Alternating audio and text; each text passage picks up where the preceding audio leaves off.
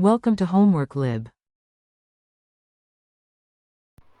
So here we have the three cases. Let's say this is A, this is B, and this is C.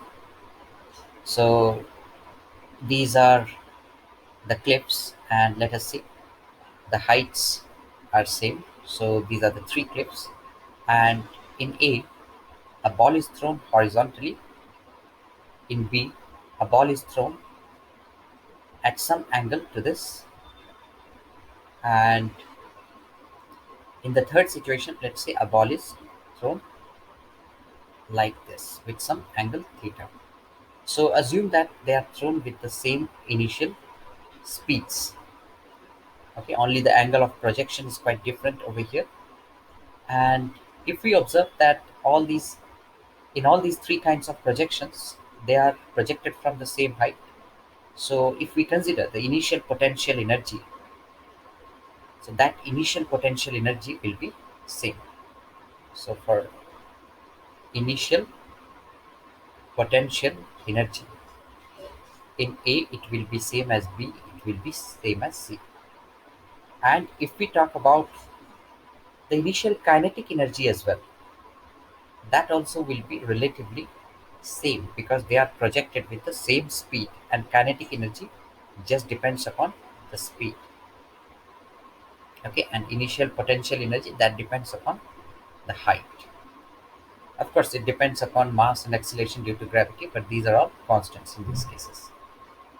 And if we talk about the time when they meet, or when they hit the ground, so at the time they hit the ground, at that point of time they will be having certain speeds as well.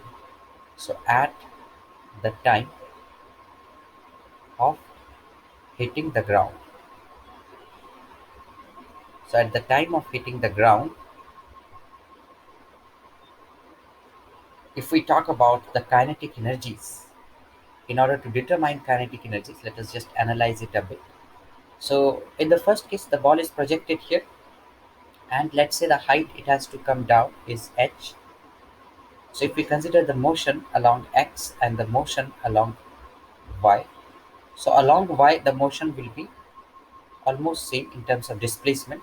So displacement is h. So let us consider this first case. Displacement is minus h, acceleration is minus g, and initial velocity along y is 0. So from here we can find out the speed along y. So we'll use 2as is equal to v squared minus u squared. So we get minus 2 into minus h into minus g is equal to v squared. So v will come out to be root 2gh. V will come out to be root 2gh. And along x, initial velocity is v, acceleration is 0, and to find out final velocity, since there is no acceleration, so final velocity will be same.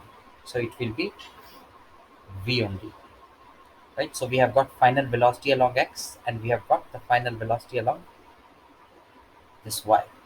So in this case, if we figure out the velocities or the speed with which it hits the ground, that will be root of this v square plus this square, so 2gh. So this will be the speed for the first one. Similarly, if we try to get for the second one, we can only see that for the second one all other things remain same, only this initial velocity changes. So it will be v sine theta, and here the initial velocity will be v cos theta. So finally also it will be same because there is no acceleration. And in the second case, that is vb, it will be root of v cos theta whole squared plus the speed along y direction. So that speed will be, we can obtain that speed using 2as is equal to v squared minus u squared. So that will be 2gh is equal to v squared minus u squared will be v squared sine squared theta. So this will be v in the b case. So this vb will be 2gh plus v squared sine squared theta. So here We will square and add them. So what we are observing in this situation is that as the angle of projection is increasing, the speed with which it hits the ground is increasing. That means in this case, if we talk about the speed with which it hits the ground, it is greater in B, greater in A, and the least in C. So in this case, the kinetic energy, of course, it's going to depend on the square of these speeds. So kinetic energy will be greater in B than A than C. And finally, if we talk about the time of flight in each cases, so that time of flight is dependent on the displacement and initial velocity. So let us just look at an expression of time of flight. So from any height, let us say if a ball is thrown at an angle theta and from height h, so here we consider motion along y, and here the displacement is minus h, initial velocity is v sine theta, and final velocity we do not have any idea. Acceleration we have minus g, so we first find out v. 2as is equal to v squared minus u squared.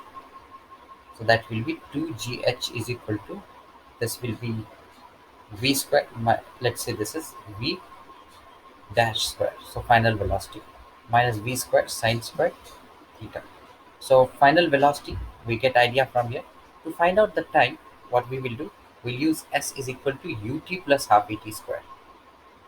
So we use minus h is equal to v sine theta into t minus g by 2 t square.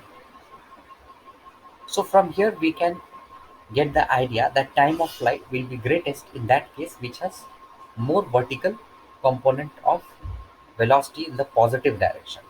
So this is having more velocity in the positive direction. So time of flight